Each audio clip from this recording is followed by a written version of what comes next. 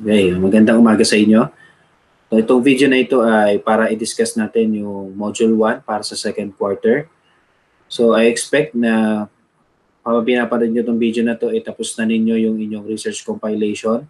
Kasi kung hindi pa ninyo nagagawa yung inyong research compilation para sa chapters 1 and 2, hindi nyo maiintindihan itong module na ito. Kasi may ilang parts ng first chapter na kailangan as basis para magawa itong activity dito sa Module 1. So, simulan natin pag-usapan ang research design.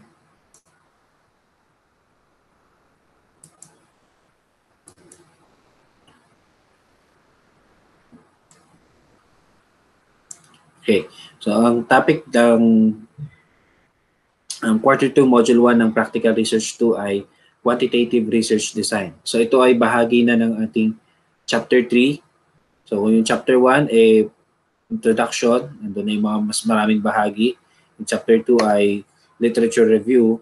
Itong Chapter 3 naman ay pinamagatang methodology. At isa sa unang bahagi nito ay ang research design.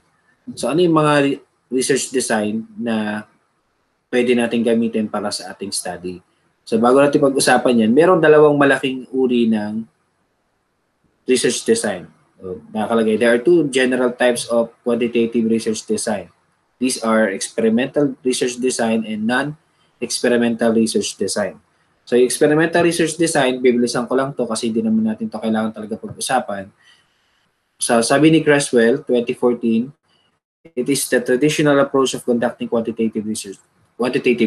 This research design is based on the research method solely on a scientific activity called experiment.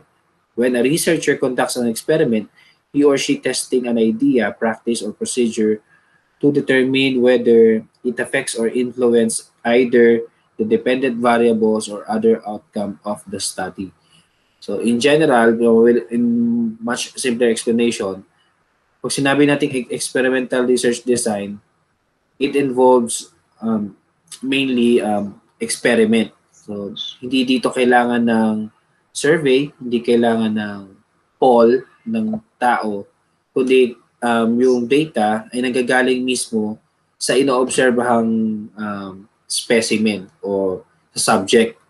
So, bawa kung kailangan nilang makita yung relationship, so more on scientific way of getting the details kaysa sa gagawa lang ng research question ng ilang mga questions, then itatanong. So, hindi siya ganon. So, kasi natuloy yan through experiment, research design. So, may obserbahan, pre-test, treatment, post-test. So, quasi-experimental, ganon din. So, time series, medyo mahaba to kasi itong time series usually ginagawa to sa pag gumagawa ng vaccine or may kinalaman sa mga gamot, yung may pre-test, observation, tapos titignan yung result ng observation, aayusin, tapos iti-test ulit, tapos unin yung result ng observation, tapos iti-test ulit, hanggang sa makuha yung perfect na result. Pero hindi yan yung ating gagawin. So, ang gagawin natin ay yung tinatawag nating non-experimental design. So, the second general type of research design does not involve manipulation or control of or independent variable. In non-experimental research, researchers measure variable as they naturally occur without any further manipulation. So, sa experimental, may factor yung yung researcher, yung scientist na nagko-conduct ng study sa kung ano yung possible na maging result kasi sila yung may control ng environment ng research. Pero dito sa non-experimental research design, yung researcher, i-calculate lang niya kung ano yung makukuha niyang natural data mula sa kanyang environment. Examples of these are descriptive research design. This type of research design under non-experimental describes a population, situation, or a phenomenon. So, para madali natin maintindihan, pag sinabing descriptive research design, sabi nga, describes a population, situation, or phenomenon, sinasabi lang nito kung tungkol saan kung ano yung sample o kung ano yung pinag-aaralan. Halimbawa, ang gagawin nating research design na study ay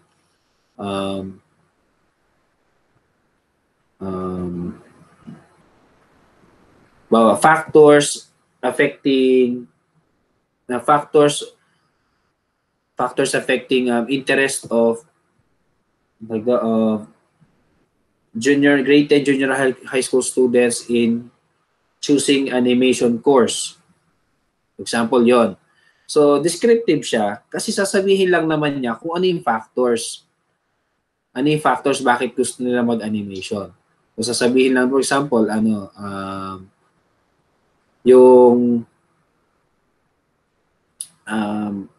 halimbawa, sino ang tukol sa election. So, yung mga poll, example, kung sino na yung nangunguna, descriptive yon. So, sinasabi lang nun kung ano yung pananaw ng population, ng situation, or ng phenomenon. So, wala siya kinukumpara, wala siya tinitignan relationship. Sinasabi lang niya kung ano mismo yung result. So, descriptive ang tawag doon. Sa comparative, that this research design states the difference or similarities between two or more groups. So, sa comparative research design, so usually yung pinagkukumpara, sila yung talagang pareho sa comparative research design. So, inaalam mo dito yung similarities and difference of two more groups. Pero ako gusto ko idagdag na dapat sila ay similar. So, syempre, pag pinagkumpara mo yung dalawang bagay na magkaiba, obviously, magkaiba sila ng sagot. Pero yung dalawang bagay na halos pareho, so dapat meron silang ground na iisa para mapag-compare mo sila. So, meron akong example dito na, hindi pala siya, comparative study, evaluative study pala yung nasa isip ko. So, isang example ng comparative study ay, halimbawa, pag-aaralan mo yung performance ng last batch tsaka ng ngayong batch. Example. So, comparative study yon. Halimbawa, comparison between the performance during face-to-face and online classes. So, magkaiba sila. Di ba? Magkaiba sila kasi face-to-face tsaka online. Pero anong ground nila na pareho sila? Kailangan pareho sila ng ground para maging valid yung study. So, pareho nilang ground, dapat iisa yung respondent. Pag hindi iba yung respondent niya sa face-to-face, iba yung respondents niya sa pangalan nito, online, hindi magiging valid yung study kasi napakaraming external factors na pwede mong makita para magkaroon ng discrepancy yung sagot. So, sa comparative, napaka-importante na dapat pareho sila ng ground. So, paano mangyayari yung sinabi ko kanina? So, kailangan makuha yung grade ni student nung siya ay nasa pangalan nito, face-to-face classes. Tapos, pag ikukumpara yon sa grades niya ngayong nasa online classes tayo.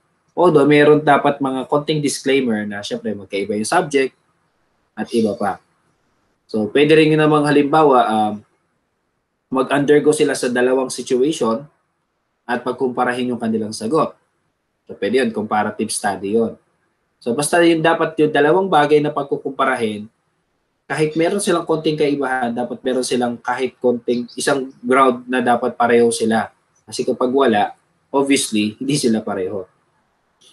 Pangatlo, at mas gusto ko na ito yung gawin yung research, ay yung correlational design. So, a type of research design involves observing two variables in order to establish statistical correlation between them, either positive or negative correlation. In addition, Baraceros 2016 stated that correlational study research describes and measures the degree of association or relationship between two variables. So, sa correlational research design, so hinahanap ninyo yung kaugnayan or relationship, association ng dalawang variable. So napag-usapan na natin yan nung mga nauna pa, sa mga naunang video, sa unang discussion, na sa study na ginagawa na natin dapat sa ngayon, meron kayo dapat dalawang variable. At yung dalawang variable na yun ay dapat magkaiba. Dapat magkaiba. So, unlike sa comparative research design, isa lang yung variable, pero dalawa yung pinagkukumparang situation. Isa lang yung variable, magkaiba lang ng situation. Dito, sa correlational research design, magkaiba yung dalawang variable. So, example, mathematical ability, tsaka sample computer programming skills. So magkaiba sila. Diba? Magkaiba yung dalawa. So isa pang math, yung isa pang compro. So pag hinanap mo yung relationship ng dalawang magkaibang bagay na yon, ang tawag doon ay correlational research design. So dapat isa doon ay independent, isa doon ay dependent. So kung halimbawa, ang gawin nating research title ay Relationship of Mathematical Ability to the performance in computer programming courses of selected grade 11 students, ganyan. So example, yun yung title. So alin doon yung independent, alin doon yung dependent? Review lang kasi kailangan natin to. So ang independent doon ay yung mathematical ability. Bakit? Kasi kapag nagbago yung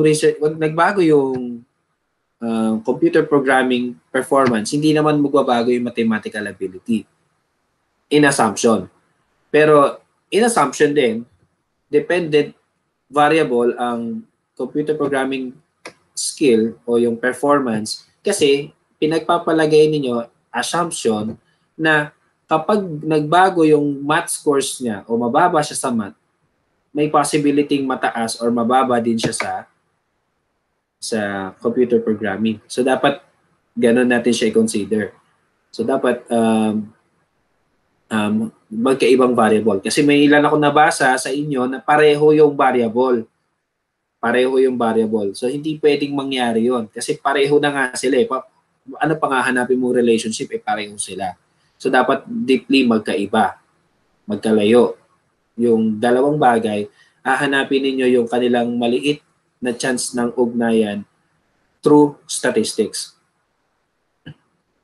Fourth, survey research design. A research design in which the researcher employs survey to a sample or entire population in order to describe attitudes, preference, point of view, feelings, and behavioral patterns. Actually, ito ay the same sa descriptive research design. Ang inaasahan ko dapat makita dito ay evaluative research design.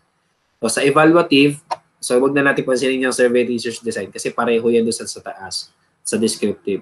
So sa evaluative research design, the main purpose of the research is to evaluate a program, a system, or a situation. So kung ang purpose nun ay para tignan kung sa pananaw ng tao, okay ba siya. So yun yung kanyang purpose. Pero wag natin gawin yun kasi medyo maraming ethical issues pagdating sa evaluative. Kasi last year, nagkaroon kami ng problema sa ganyan, sa mga gumawa. So, ang inaasahan kong gagawin natin ay isang correlational research design. Kasi kapag kung iba-browse ninyo, lahat ng mga susunod na discussions, halos lahat ng activities ay babagsak sa correlational research design. Especially yung part na may statistics. So, para hindi na tayo mag-adjust pagdating doon sa lesson na yon, so dapat lahat ng study ay under correlational research design. So ngayon, paano gawin yung inyong research design? Paano kayo pipili? Although sinabi ko na correlational research design. So consider your research problem. So balikan ninyo yung problem ninyo. So para malaman niyo kung tama bang correlational research design yung inyong gawa, para sa correlational research design yung inyong research problem, yun nga, nabanggit ko na dapat meron siyang dalawang variable. Meron siyang dalawang variable, isa independent, isa dependent, at ang main purpose of the study is to know the relationship. Dapat yun, nakalagay. If the research seeks to determine the extent of relationship between two or more variables, then use correlational design. So dapat may ganong aim yung inyong study. Kung hindi yun yung aim ng study, pihitin ninyo yung research problem. Kasi kailangan correlational design tayo, ha? makulit. Personal experience. Researchers' own personal training and experiences may be considered as one of the factors that influence the research in selecting the research design. So, nabanggit ko to nung mga naunang videos na mas maganda kung ang inyong study ay malapit sa inyong karanasan or yung pag-aaralan ninyo is within your surrounding or within your expertise. Example, kung kayo animation, pag-aralan nyo animation. Kung kayo programming, pag-aralan nyo programming. Kung mahilig kayo mag-MOBA, ba't di kayo gumawa ng research about MOBA? Kung mahilig kayo magluto, why not tungkol doon? Di ba? So, i-relate nyo siya kung yung topic kung saan mas malapit sa inyo. At dahil nga sinabi ko, correlational, so hindi ko na kayo pinapili ng research design, sinabi ko na ang gagawin natin ay correlational study. So, yun na lang ang pwede nyong pihitin, yung topic. So, dapat most likely malapit sa inyong experience. Next, audience. So, dapat kilala nyo yung inyong target audience. Sino yung magiging participants of the study. Teachers and other students, panelists, external validators, person may read the research conducted. Therefore, students or researcher should consider the approaches typically supported with many references that use the suggested approaches. So yun, ito ang concern nito, yung magbabasa. So kung ang magbabasa ay highly intellectual, dapat mas profound yung research. Mas marami ka dapat basis, mas marami ka dapat analysis. Pero since this is a modular activity, medyo babaan natin ng konti yung standard. Pero as much as possible, ibigay niyo yung best ninyo. Sige, let's go to the activity. So, ang sinabi ko sa inyo, gagawin nyo lang dito para sa Module 1 ay itong Research Design Skeletal Part 1 at yung Research Design Skeletal Part 2. So, sasagutin nyo lang naman yan. So, yung Proposed Research Problem, balikan nyo yung Chapter 1. And sabi na kalagi dito, Module 4, Quarter 1. So, kung wala kayong gawa doon, gawin nyo na lang ulit. Your proposed research title in Module 5, Quarter 1. So, kung hindi nakalinya, so kaya sabi ko sa inyo, di ba, noong nakarang linggo, tapusin nyo muna yung research compilation. At dapat align sila lahat. As in, from the title to the problem, to the statement of the problem, to the scope,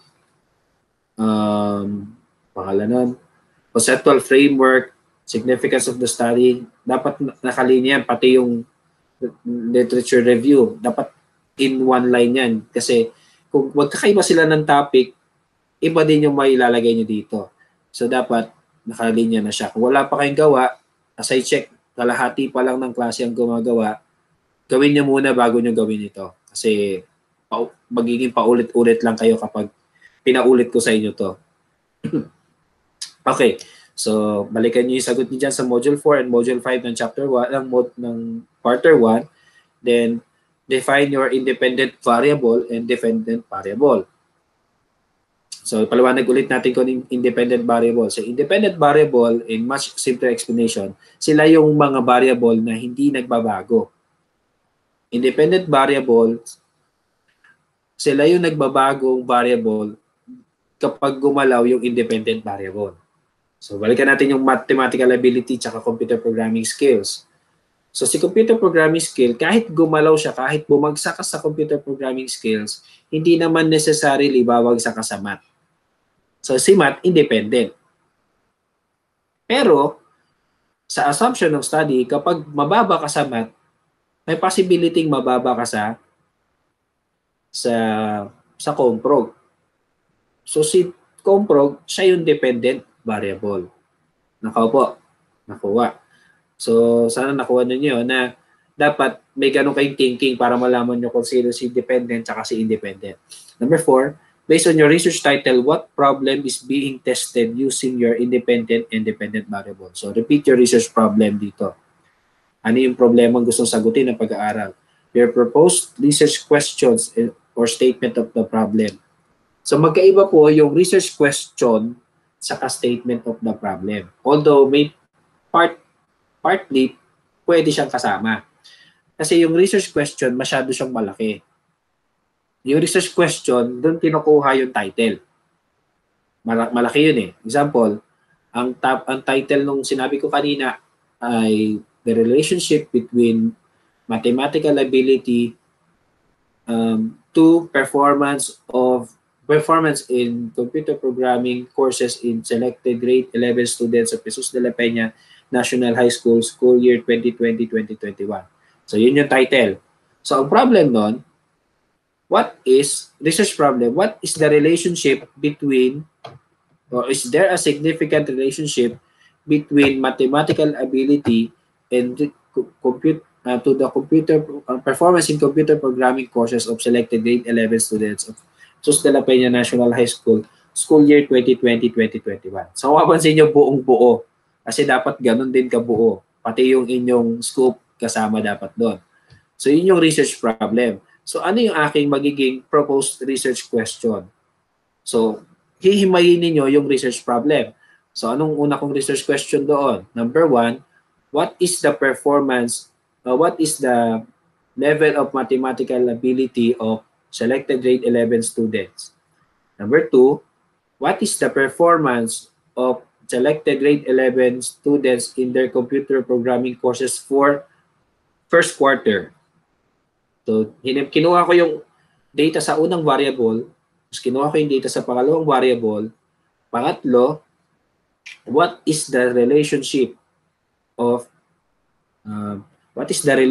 between mathematical ability and performance in computer programming courses of selected grade 11 students in the first quarter?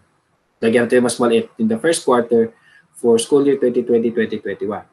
So, yun na. Tatlo na yung statement of the problem or research question. Pwede mo dagdagan ng pang-apat. Yung, is there a significant relationship is there a significant correlation between, so magkaiba kasi yung relationship tsaka significant correlation. So malalaman naman natin yun pagdating ng discussion natin doon. Kasi yung relationship, pwedeng may relationship siya pero hindi siya significant enough base dun sa Pearson R tsaka sa z-test na pag-aaralan natin. So good luck sa atin pag diniscuss natin yun. So yun, gano'n natin siya hihimayin yung research problem para maging research question. Pang-anim, what is your proposed research hypothesis in your module 1 quarter or module 11 quarter 1? So yung research hypothesis napakadali lang nito. So sa research hypothesis dalawa lang 'yon, yung null hypothesis tsaka alternative hypothesis. So sa null hypothesis usually ito negative to. So sasabihin lang there's no significant correlation between ganyan. Tugtong niya na yung stem ng problem. Tapos sa alternative hypothesis, there is a significant correlation. So baliktaran lang yung dalawa. For much detailed explanation, balikan niyo yung module 11. Kasi tinatanong naman yun doon. So sana may sagot kayo doon. So sa skeletal research design skeletal part 2, it's a yes or no question. So is there an experiment that needs to be conducted? Sagot? No, kasi non-experiment tayo. Is there a need to describe or to survey a certain variable or element in your research title? Kailangan ba natin mag-survey? Yes. So, kailangan natin mag-survey. Based on your proposed research title, is there a need to compare your variables in the conduct of the study? Kailangan ba natin mag-compare ng variables? No. Kasi sinabi ko na nga, correlational study tayo.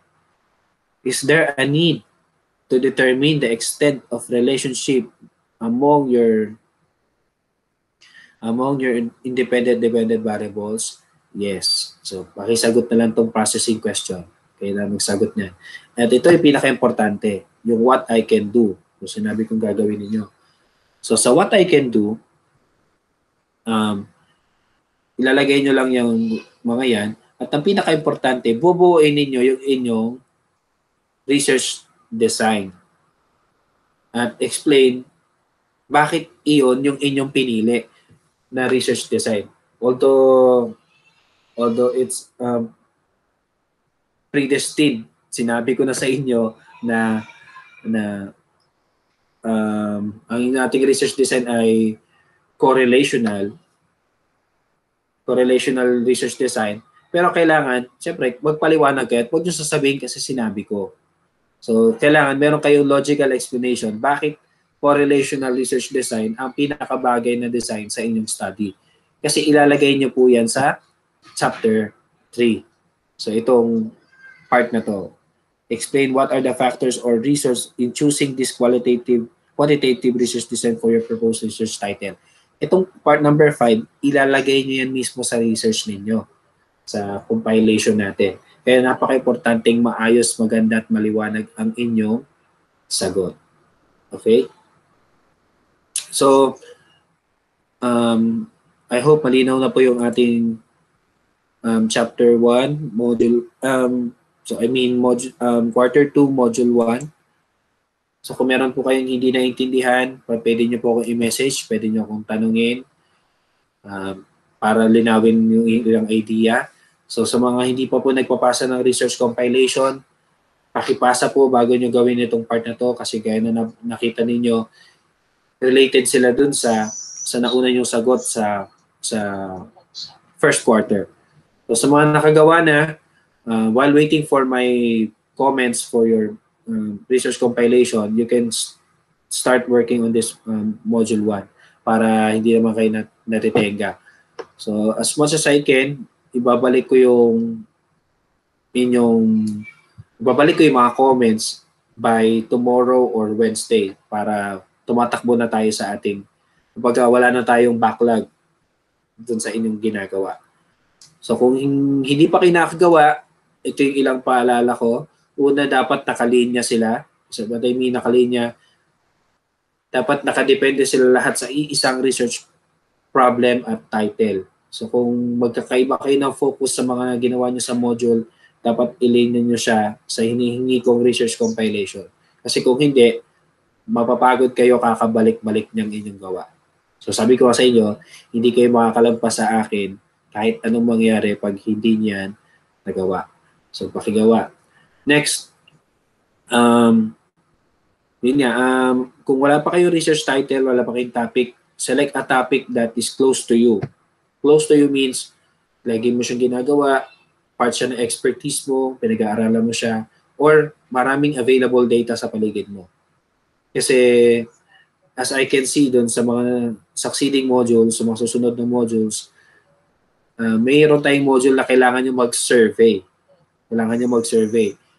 Although, medyo mahirap mag-survey kasi nga sa situation natin, iisip ako ng ibang paraan paano natin siya pwedeng gawin. So medyo malayo pa naman tayo doon. So, makakapag-isip pa ako. So kung may questions po, sabihin niyo lang sa akin. And lastly, I uploaded po the copy of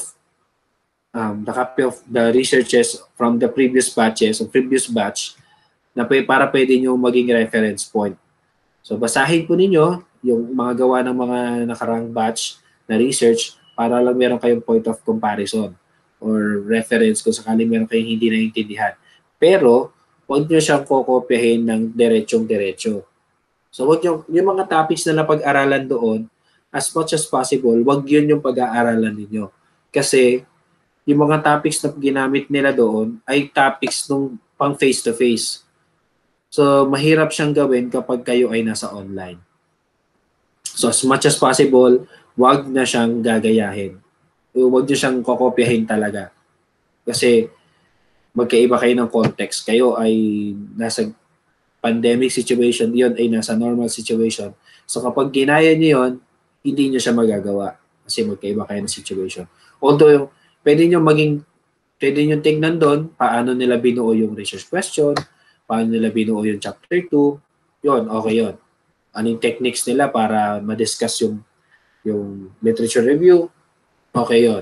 Pwede nyo tignan yun. Pero yung kokopyahin ninyo mismo yung literature review at gagamitin ninyong inyo,